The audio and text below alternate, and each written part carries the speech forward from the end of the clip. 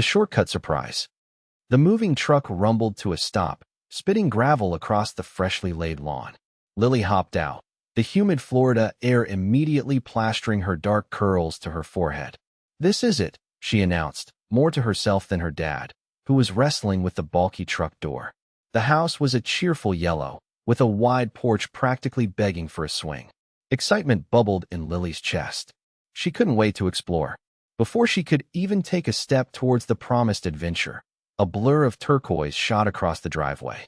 A vintage Cadillac, driven by a woman whose face was obscured by oversized sunglasses and a helmet of perfectly coiffed silver hair, roared past, leaving a cloud of dust and the faint scent of mothballs in its wake. Lily stumbled back, startled. The car screeched to a halt in the driveway next door. The woman emerged, smoothing down her tweed skirt with a disapproving frown. This must be Mrs. Crabtree, Lily thought, remembering the hushed warnings from the realtor. Gathering her courage, Lily approached the property line. "Excuse me, ma'am," she called out politely. "That's our driveway, and it's kind of dangerous to drive across it like that. Someone could get hurt." Mrs. Crabtree adjusted her sunglasses, peering down her nose at Lily. "It's a perfectly efficient shortcut, dear, and I've been using it for 20 years. Besides," she added, with a sniff, "it's the only way to avoid that hideous bougainvillea bush Mrs. Henderson planted. Utterly garish." She turned her back, heading towards her front door. "Run along now. Some of us have important things to do." The screen door slammed shut, leaving Lily standing there, speechless, the scent of mothballs lingering in the air like a challenge. The grumpy neighbor. The next morning, Lily ventured out, armed with a plate of her abuela's cookies, hoping to sweeten the mood. But Mrs. Crabtree's lawn remained suspiciously empty. Instead, Lily approached Mrs. Davison, whose petunias spilled cheerfully over her porch railing. "Mrs. Davison, have you, ever talked to Mrs. Crabtree about property lines?" Mrs. Davison's smile faltered. "Agatha? Oh, honey, that's a conversation. She's the president of the HOA, you know." Lily's stomach dropped. HOA president? That explained the laser-like focus on her driveway. She continued down the street, finding similar reactions. Mr. Henderson, watering his lawn, simply shook his head, muttering about impossible standards. Even bubbly Sarah next door lowered her voice, warning, "Just don't let your weeds get too high." Discouragement settled in like a humid summer day. Reasoning with Mrs. Crabtree sounded about as likely as convincing a cat to enjoy bath time. But as Lily walked back to her house, she looked at her unfinished maze, the vibrant green of the freshly planted hedges catching the sunlight. Maybe she couldn't reason, but maybe she could outsmart. A mischievous grin tugged at her lips. The game was on. A dad's bright idea.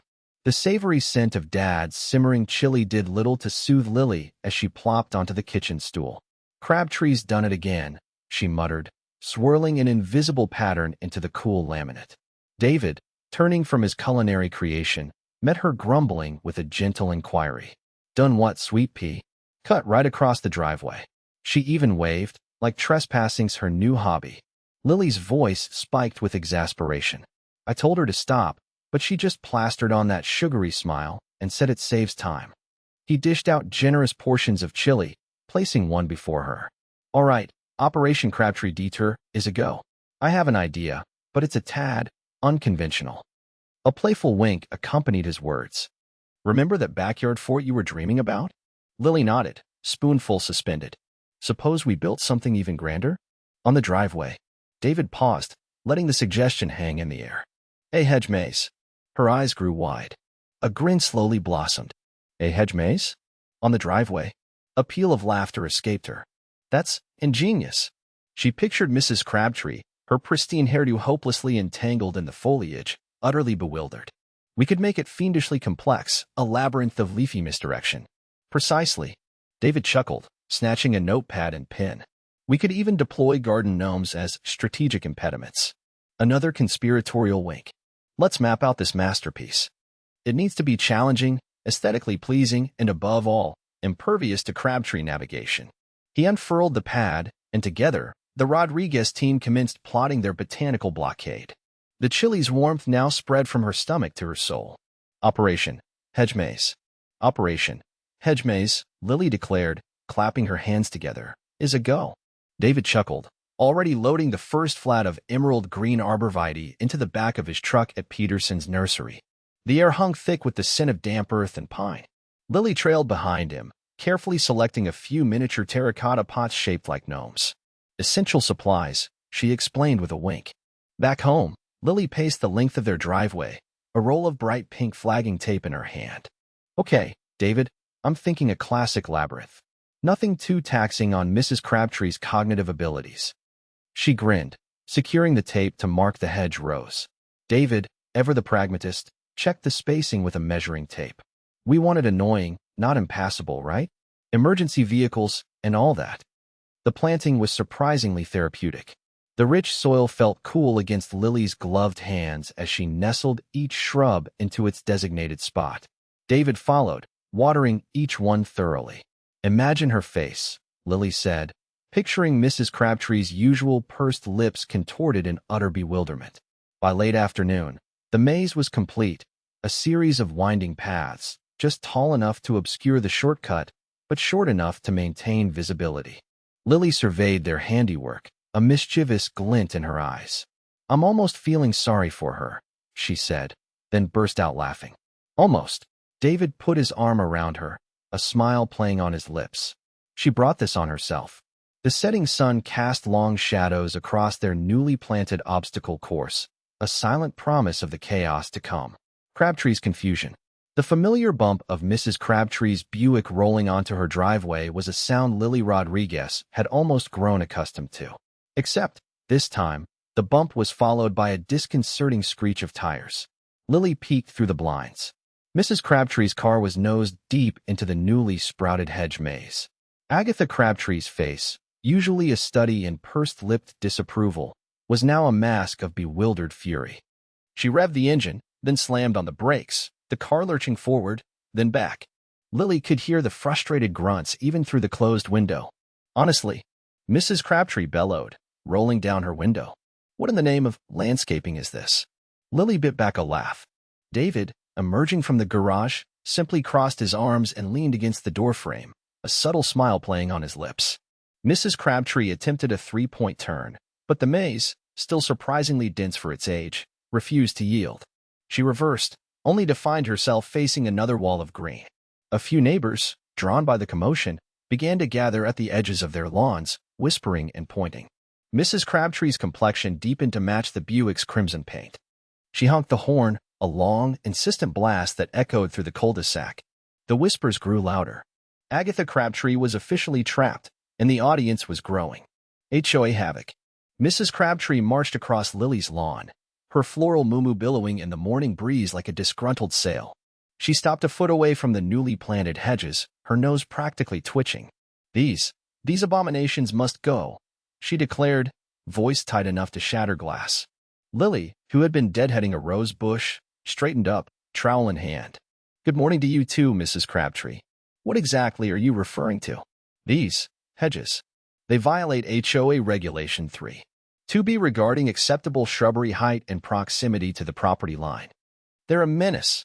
Mrs. Crabtree jabbed a bony finger at the nearest boxwood. Lily sighed, the scent of roses suddenly cloying. Mrs. Crabtree, with all due respect, these hedges are well within my property line. I checked the survey before I planted them. She pointed to the small metal stake hammered into the ground a few inches from the hedge. Mrs. Crabtree puffed up like a robin defending its nest. Don't you get snippy with me, young lady. Those hedges are an eyesore. They obstruct the view. They'll attract squirrels. She shuddered dramatically. And mark my words, I will be reporting this to the HOA. They'll make you take them down. You'll see. With a final sniff of disapproval, she spun on her heel, her moo-moo snapping like a vexed flag. Lily watched her go, the trowel heavy in her hand. The scent of roses no longer smelled sweet. May's makeover. Lily watched from the window as Mrs. Crabtree tentatively poked a gloved hand into the maze, recoiling as a ladybug landed on it. An idea sparked. David, grab the spray paint and the bag of googly eyes. David raised an eyebrow but didn't question her. He learned better. He followed her outside, amusement dancing in his eyes.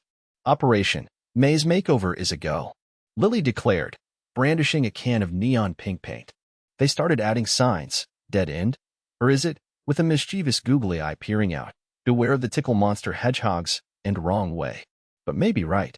They draped shimmering tinsel across the branches and stuck plastic flamingos in unexpected corners. Soon, the maze wasn't just a barrier, it was an attraction. Kids shrieked with laughter as they chased each other through the winding paths, their small dogs yipping at their heels.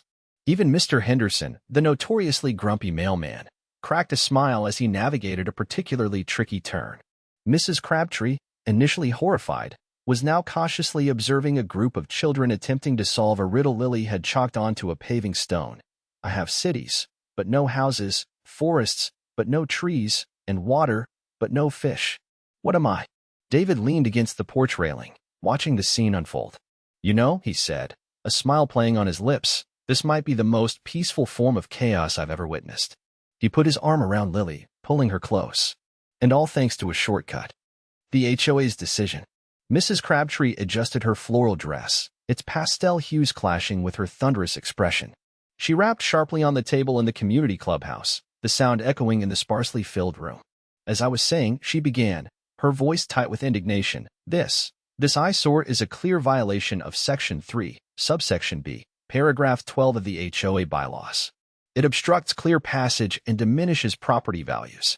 Across from her, 5 faces stared back, a mix of boredom and thinly veiled amusement. Mr. Henderson, the HOA president, cleared his throat. Mrs. Crabtree, we appreciate your concern. However, we took a look at this maze, and frankly, it's rather ingenious. Ingenious? It's a hazard. She sputtered, her face reddening. Imagine if emergency services needed to get through. Mrs. Davies, a retired librarian, adjusted her glasses. I walked it myself yesterday. Quite stimulating, actually. And the hedges smell lovely. A younger member, Mr. Chin, chuckled. My kids love it. They call it the Crabtree Challenge. No offense. Mrs. Crabtree inhaled sharply. So, you're saying you're condoning this whimsicality? Mr. Henderson sighed. The vote is 3-2 in favor of allowing the maze to remain. We see it as a temporary art installation, adding a touch of character to the neighborhood. From behind a nearby oak tree, Lily watched Mrs. Crabtree's shoulders slump.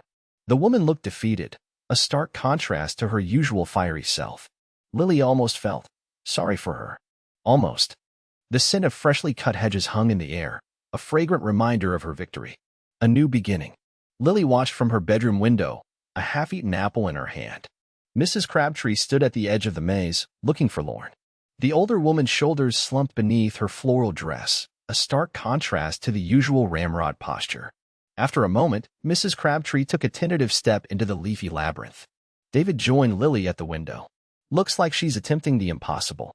They watched as Mrs. Crabtree navigated the first few turns, her progress slow but determined.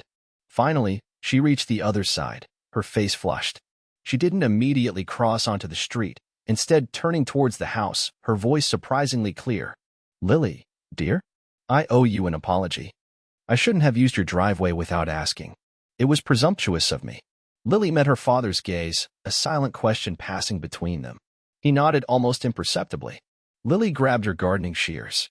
Outside, the late afternoon sun cast long shadows as Lily began snipping away at the hedges. She carefully removed sections, creating a clear path, a driveway once more, albeit a slightly more circuitous one. The scent of freshly cut greenery filled the air. Mrs. Crabtree watched in silence, her expression unreadable. Once Lily had finished, she nodded curtly. Thank you, Lily. As Mrs. Crabtree walked across the newly restored driveway, she paused at the edge of the street and gave a small, almost hesitant wave. Lily returned the gesture, a tentative smile gracing her lips. It wasn't a friendship, not yet, but perhaps it was a truce. The maze, slightly altered, remained.